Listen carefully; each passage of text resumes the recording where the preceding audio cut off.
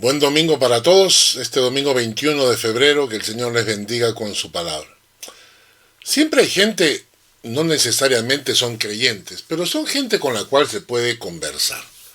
Es decir, puede que no sean creyentes, pero son gente con la cual uno puede entablar un diálogo y aunque tengamos puntos de vista distintos, son personas que pueden escuchar, que saben entender otras opiniones. Y si tú tienes la misma actitud, pues se forma un diálogo agradable, ¿no es cierto? Aunque no seamos de la misma fe, ¿no? O del mismo partido político, o de la misma iglesia, o del mismo club de fútbol, ¿no? Pero hay personas que son complicadas, ¿verdad? Hay personas que son necias, especialmente cuando te pones a conversar con ellos con cuestiones de política, por ejemplo, o de deportes, o de la fe, de lo que uno cree. Son personas difíciles, son personas con las cuales uno no puede entablar un diálogo porque literalmente la Biblia les llama, son personas necias, ¿no es cierto? Y muchas veces nos toca convivir con ellos. A veces nos toca en el trabajo, algún compañero de trabajo, o nos toca en la casa o un familiar, alguien cercano a nosotros. Es complicado. David, en el Salmo 39, que vamos a estudiar el día de hoy, empieza en los primeros versículos hablándonos de esta situación. Según él, ¿qué debemos hacer cuando nos encontramos con gente que no es creyente, pero además es necia? Acompáñenme al Salmo 39. En los versículos 1 al 3 nos dice lo siguiente. Yo dije, atenderé a mis caminos para no pecar con mi lengua. Guardaré mi boca con freno, en tanto que el impío esté delante de mí. Enmudecí con silencio. Me callé aún respecto de lo bueno, y se agravó mi dolor. Se enardeció mi corazón dentro de mí. En mi meditación se encendió fuego, y así proferí con mi lengua. Para entenderlo mejor, vamos a leer esta porción, estos 3 versículos, en la versión internacional.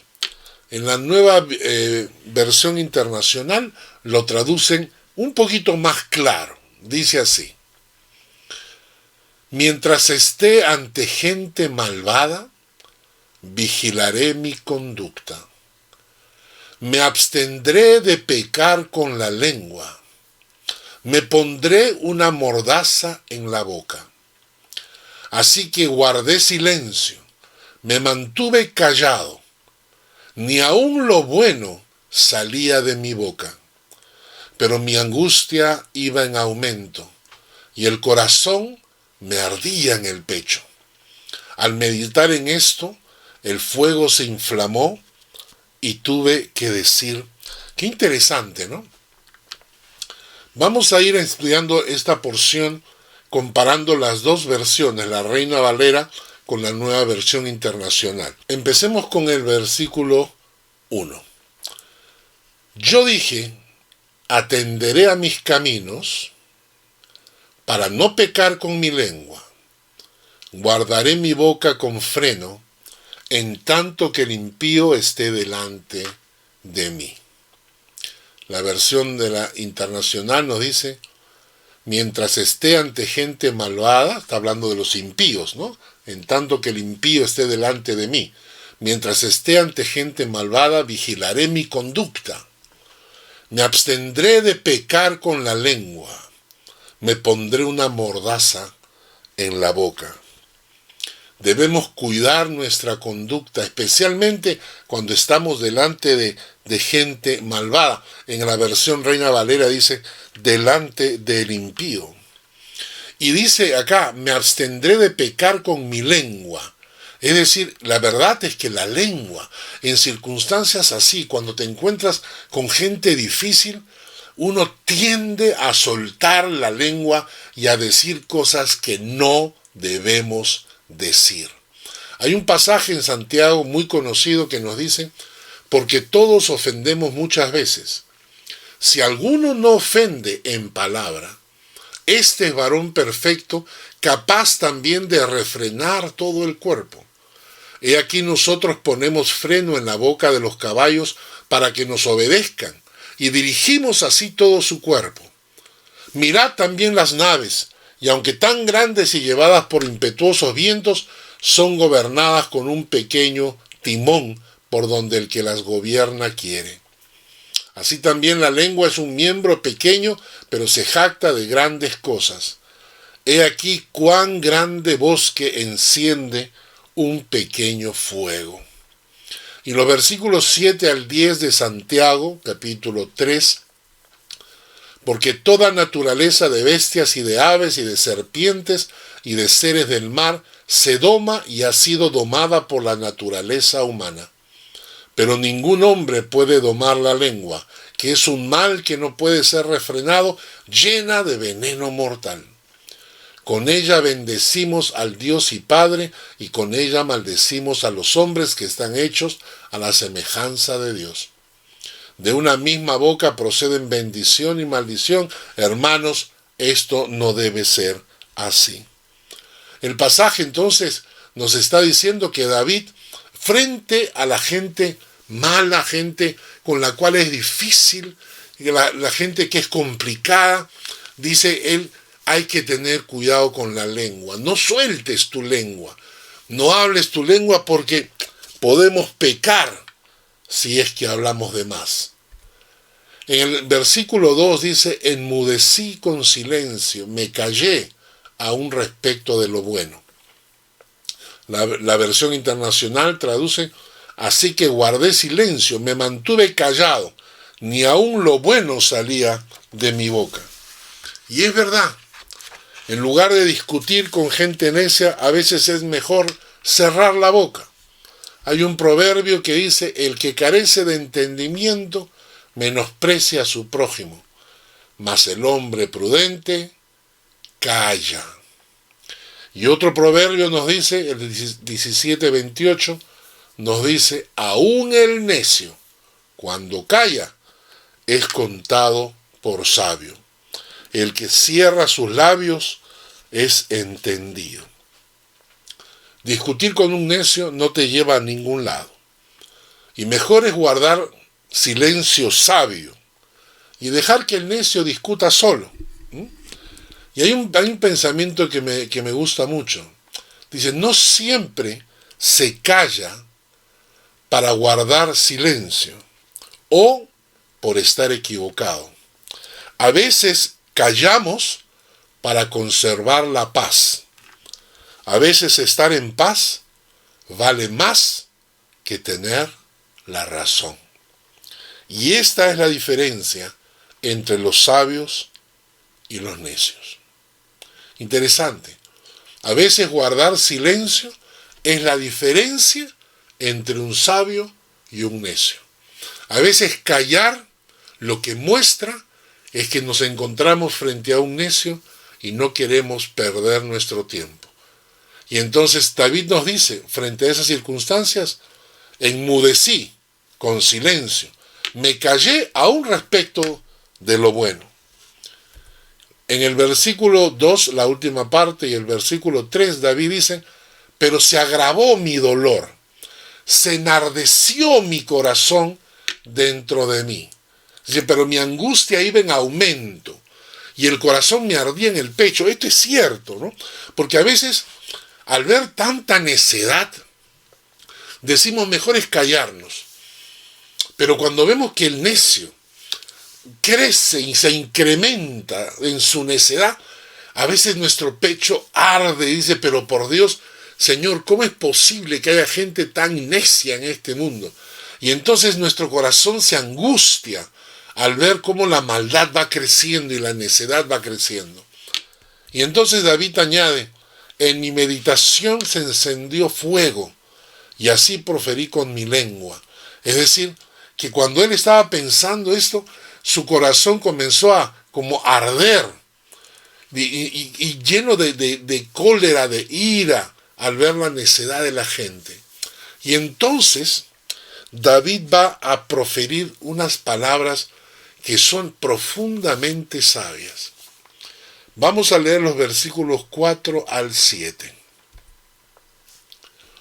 Hazme saber, Jehová, mi fin, y cuánta sea la medida de mis días. Sepa yo cuán frágil soy. He aquí diste a mis días término corto, y mi edad es como nada delante de ti. Ciertamente es completa vanidad todo hombre que vive. Ciertamente como una sombra es el hombre. Ciertamente en vano se afana, y amontona riquezas y no sabe quién las recogerá. Y ahora, Señor, ¿qué esperaré? Mi esperanza está en ti. Vamos a leerlo en la versión internacional. Hazme saber, Señor, el límite de mis días y el tiempo que me queda por vivir. Hazme saber lo efímero que soy. Muy breve es la vida que me has dado ante ti. Mis años son como nada. Un soplo nada más es el mortal. Un suspiro que se pierde entre las sombras. Ilusorias son las riquezas que amontona, pues no sabe quién se quedará con ellas. Y ahora, Señor, ¿qué esperanza me queda? Mi esperanza he puesto en ti. Frente a tanta necedad, lo único que calma el corazón de David es reflexionar que no vale la pena discutir con un necio. La vida es muy corta para desperdiciarla o amargarme por gente necia. David está hablando de esa gente con la cual no se puede discutir. Está hablando de los malvados, está hablando de los impíos. Y David dice, frente a esa gente mejor es callar. No te pongas a discutir. Pero cuando ves la necedad, te da cólera, pues. Te da cólera. Y entonces, ¿qué es lo que calma el corazón de David? Lo único que calma el corazón de David es pensar que la vida es muy corta como para perder mi tiempo discutiendo con alguien necio. Y entonces David en estos párrafos nos habla acerca de esto, de la vida corta, de la vida es efímera, que la vida pasa volando. Y entonces, ¿por qué voy a desperdiciar mi vida? Quiero que analicemos el versículo 4. En el versículo 4 dice, hazme saber, Jehová, mi fin, y cuánta sea la medida de mis días. Sepa yo cuán frágil soy. La versión internacional dice, hazme, Señor, saber el límite de mis días y el tiempo que me queda por vivir. Hazme saber lo efímero que soy. Aquí David le está pidiendo a Dios tres cosas. Le está diciendo, hazme saber, Jehová, mi fin. Lo que le está diciendo es, Señor, hazme entender que voy a morir de todas maneras. Hazme entender que mis días tienen un límite. Hazme entender que no soy eterno. Quiero comprenderlo. La segunda cosa que le pide es, hazme saber, Jehová, la medida de mis días, o mejor dicho, el tiempo que me queda por vivir.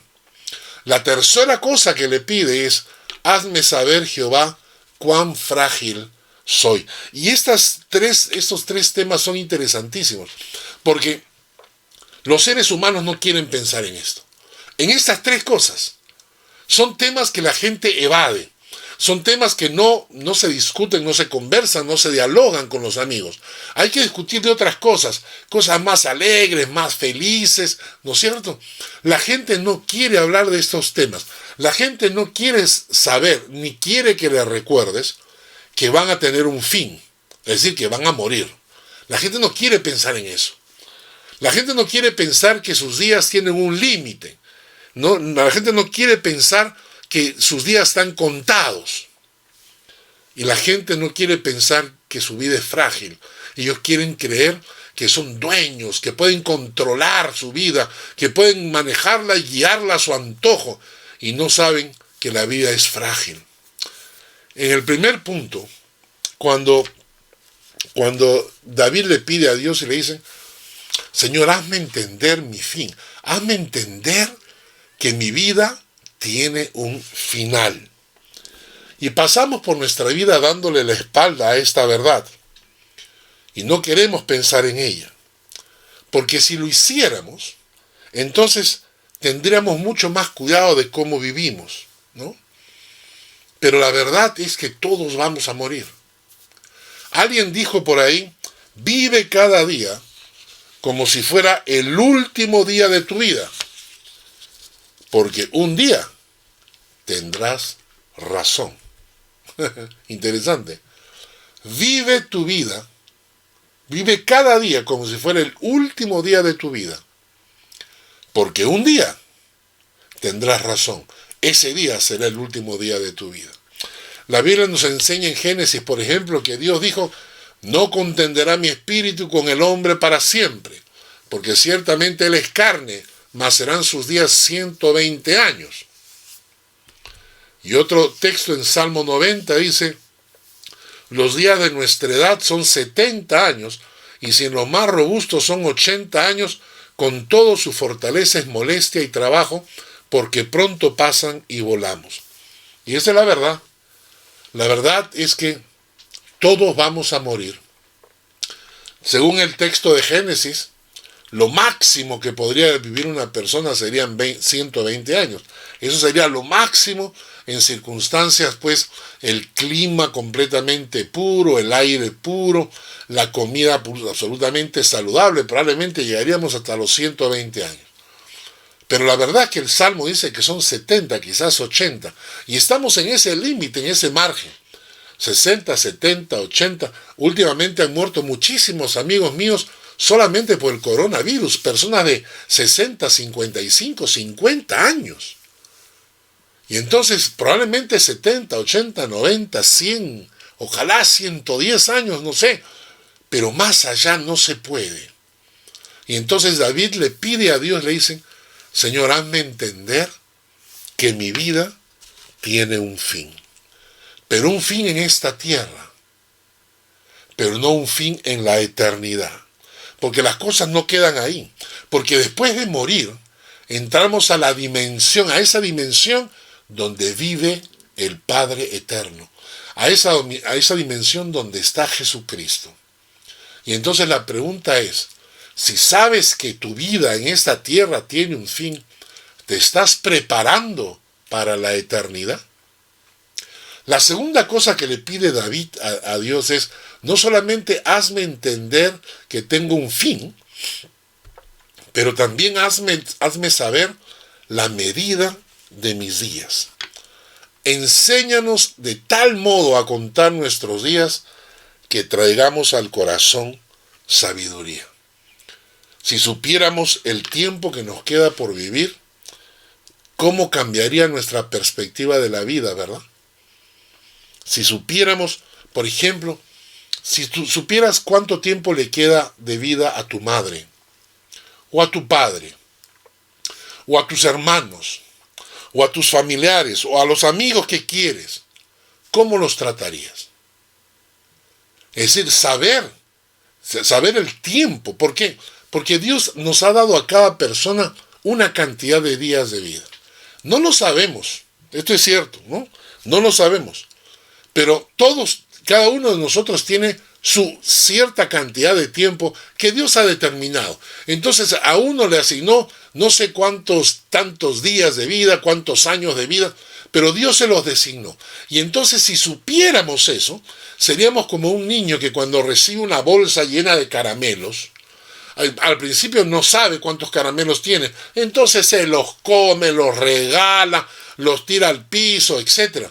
Pero cuando se da cuenta que los caramelos se le van agotando, entonces comienza a tener más cuidado. Si supiéramos la cantidad de días de vida que tenemos, quizás cuidaríamos mejor nuestra vida. Quizás viviríamos mejor con nuestros familiares. ¿Cómo atenderías a tu esposa si sabes que tu esposa tiene 2 o 3 meses de vida? ¿Cómo tratarías a tu madre o a tu padre si supieras que tus padres tienen quizás 1 año más de vida y en 1 año van a partir? Nuestra actitud cambiaría. Cambiaría nuestra forma de ver la vida. Porque te das cuenta que no vale la pena desperdiciarla. No vale la pena desperdiciarla. Cuidarías más, engreírías más, besarías más, cantarías más, bailarías más, si supiéramos cuánto tiempo nos queda por vivir. De todas maneras vamos a morir. A poco tiempo antes que mi madre falleciera, le dije a mis hijos, disfruten de su abuela porque no sabemos cuántos años más de vida tiene. Mi madre partió a los 5 o 6 meses de esa conversación. Una amiga mía me llamó y me dijo, mi madre está enferma en Lima y no sé si viajar. Yo le dije, ¿cómo que no sabes? Viaja. Ella me dijo, sí, pero ella está en el hospital y no sé, de repente se recupera, no vaya a ser que viaje por gusto. Y yo le dije, ¿estás loca? Viaja ahora. ¿Qué cosa quieres? ¿Que se muera? ¿Y llegar para qué? ¿Para el velorio? ¿Quieres llegar para que los familiares te vean llorando en el cajón? ¿O quieres viajar para estar con tu madre antes que fallezca? Ella reaccionó y dijo, es verdad. Voy a disfrutar de mi madre cuando está viva, no cuando está muerta. Y viajó. Y estuvo con su mamá. Y gracias a Dios la mamá se recuperó. Y ella se regresó. Y nadie puede decir que perdió el pasaje porque su mamá se recuperó. No. Disfrutó de su madre mientras está viva. Gracias a Dios todavía está viva. Entonces David le dice, Señor, hazme entender. ¿Cuántos serán los días de mi vida? Comprende la medida de mis días, dice, ¿no? El tiempo que tenemos es algo que no se puede recuperar. El tiempo vale más que el dinero. ¿Ah? El tiempo vale más que el dinero. ¿Sabes por qué? Porque siempre puedes obtener más dinero, pero nunca puedes obtener más tiempo. Un pensador dijo, vive como desearías haber vivido cuando estés en tu lecho de muerte. Es decir, cuando llegues a tu lecho de muerte, que nunca salgan de tu boca palabras como me hubiera gustado, ojalá hubiese podido. No, que de tu boca salgan palabras o frases que digan estoy feliz por haber hecho tal o cual cosa. Porque todos tenemos un tiempo limitado. Y entonces David le dice, Señor, hazme consciente de eso. Hazme consciente de que mi vida tiene un tiempo limitado en esta tierra. Un tercer punto que le pide David a Dios. Hazme saber, Jehová, cuán frágil soy.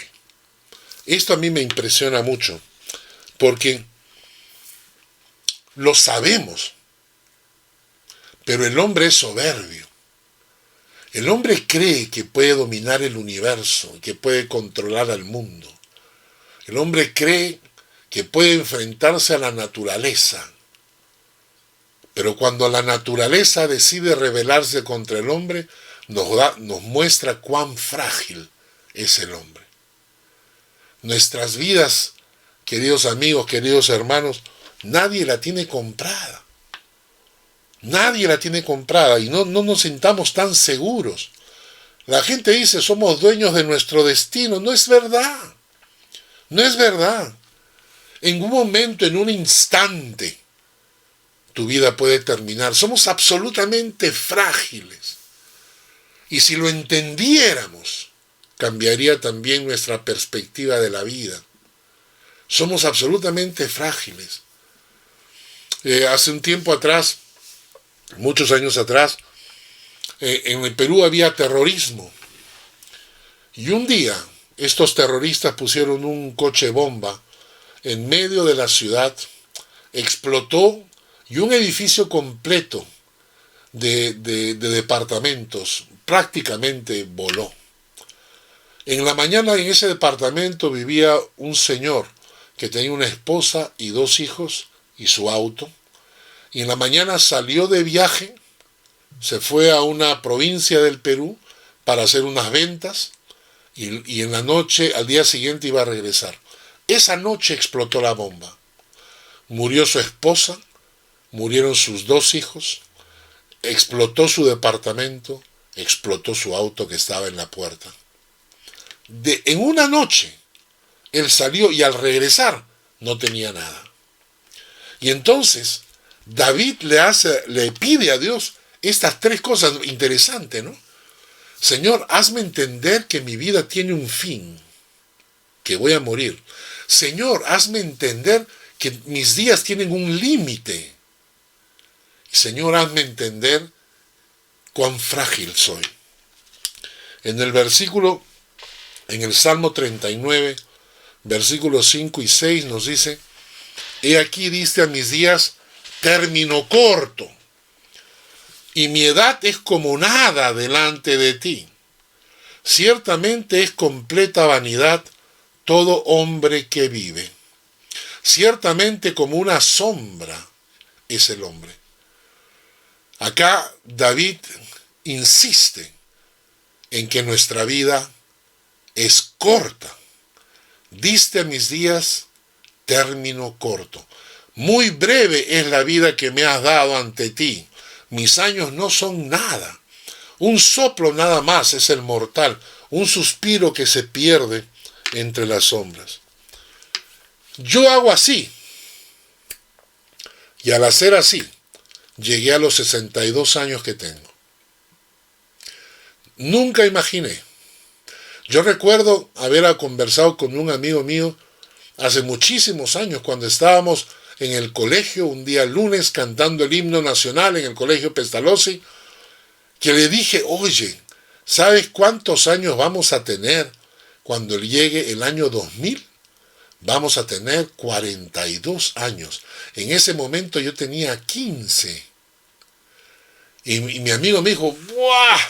15, imagínate, 42 años, vamos a estar viejísimos. Pues ya estamos en el año 2021. La vida es absolutamente corta. La próxima vez que yo haga así, con los dedos, ya pasaron 60 años más. Y probablemente ni tú que me estás escuchando, ni la gente de la iglesia, ni yo vamos a estar vivos. La vida es demasiado corta. La vida es demasiado breve. Hay una canción que dice: la vida se va como el viento. Y en forma graciosa alguien dijo: la vida es tan corta que deberíamos sonreír. Y sonríe mientras todavía tienes dientes. Porque el tiempo vuela. Hay un texto en Primera de Pedro que nos dice: toda carne es como hierba, y toda la gloria del hombre como la flor de la hierba. La hierba se seca y la flor se cae, mas la palabra del Señor permanece para siempre. Y esta es la palabra que por el Evangelio os ha sido anunciada. Solo tenemos una vida que pronto pasará. Solo lo que hiciste por Cristo permanecerá. Y otro error es que en estos pocos años de vida que nos toca vivir en esta tierra, nos la pasamos afanados en conseguir la mayor cantidad de bienes materiales y despreocupados de lo que va a pasar en el cielo después que muramos. El Salmo 39, versículo 6 dice: ciertamente en vano se afana, amontona riquezas y no sabe quién las recogerá. Y la versión internacional dice: ilusorias son las riquezas que amontona, pues no sabe quién se quedará con ellas. Y esto es absolutamente cierto. Nuestra vida es tan corta y pasa tan rápido que en lugar de estar preocupados en la eternidad, estamos preocupados en acumular la mayor cantidad de bienes posibles para luego morirnos y dejarlos. porque no podemos sacar nada.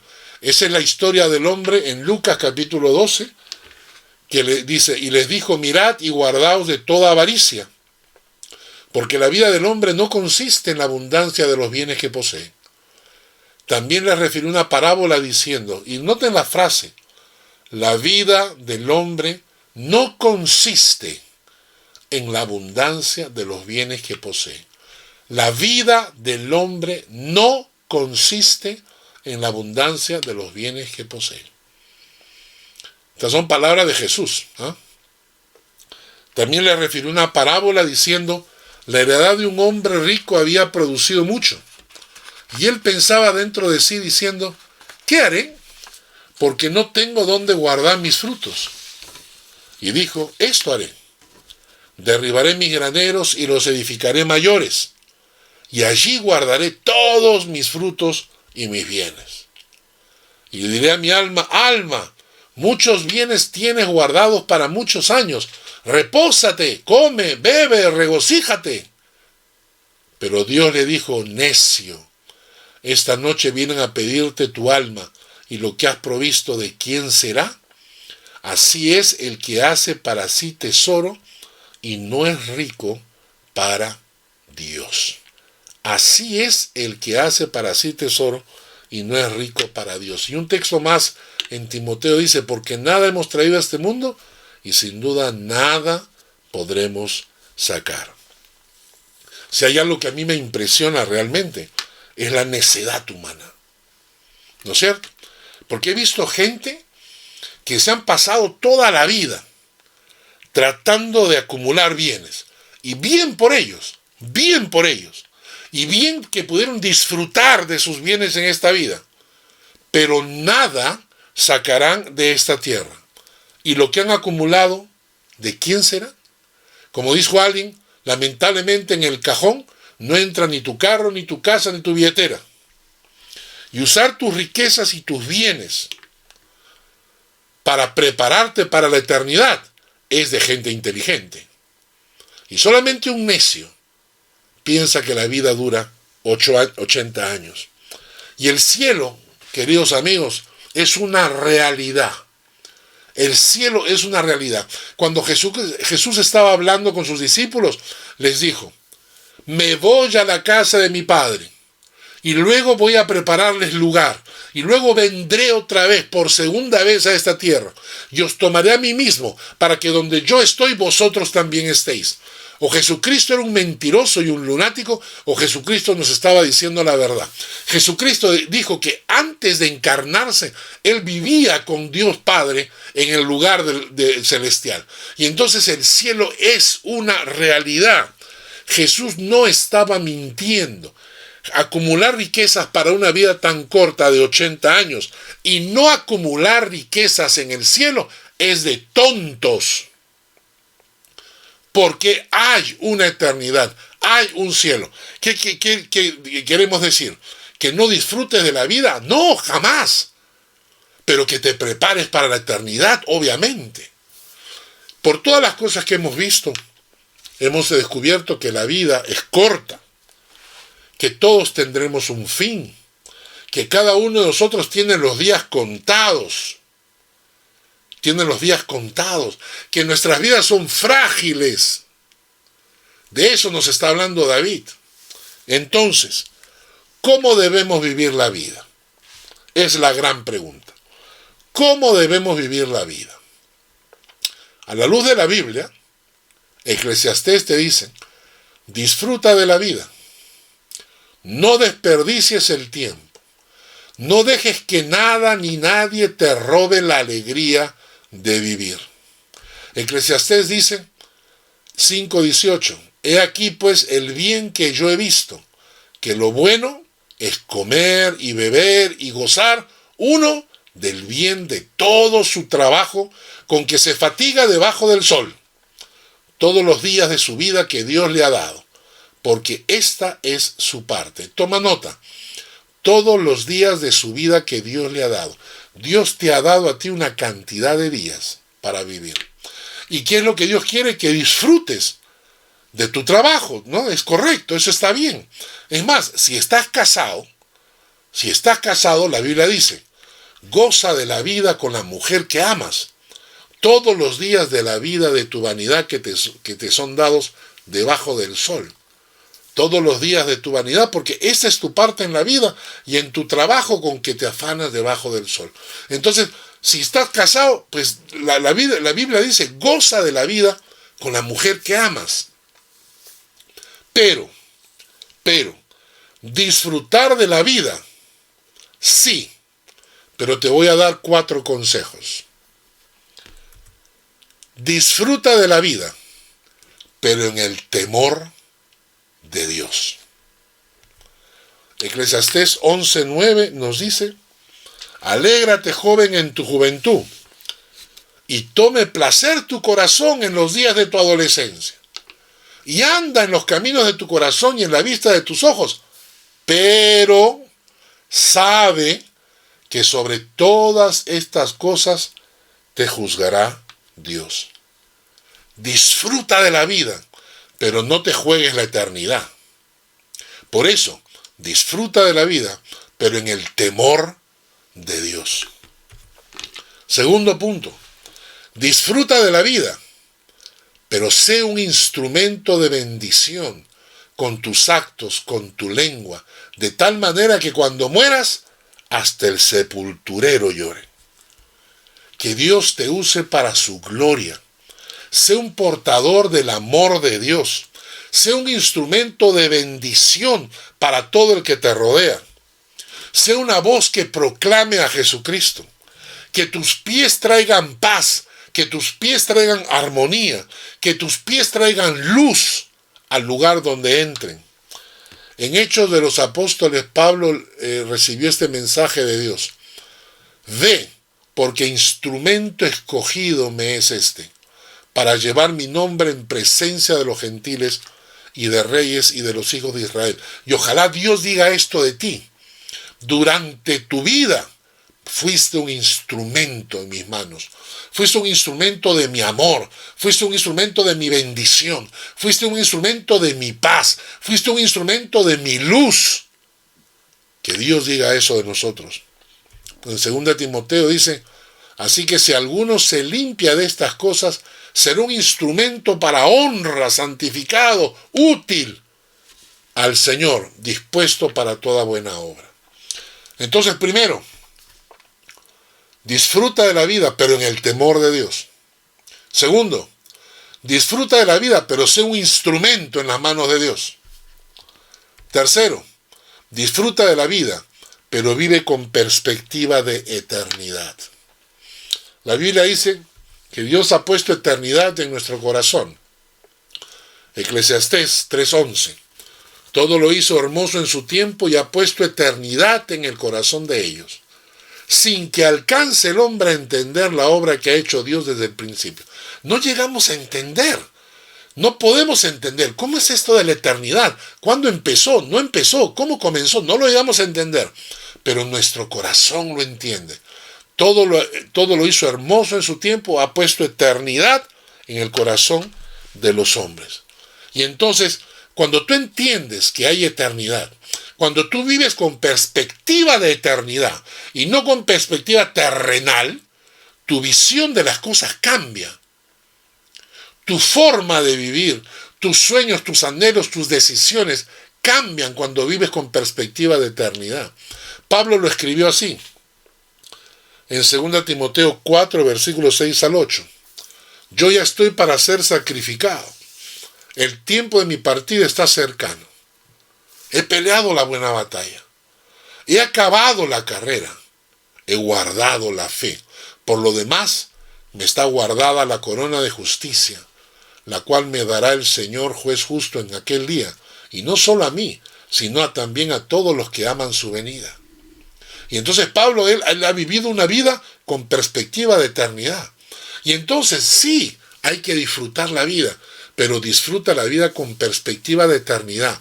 Piensa que tu vida tiene un tiempo aquí, pero luego continúa. Porque cuando piensas en la eternidad, entonces comienzas a tomar mejores decisiones, tomas mejores caminos, tu conducta, tu forma de ser, tu forma de vivir, comienza a cambiar porque quieres amoldarte y prepararte para tu eternidad.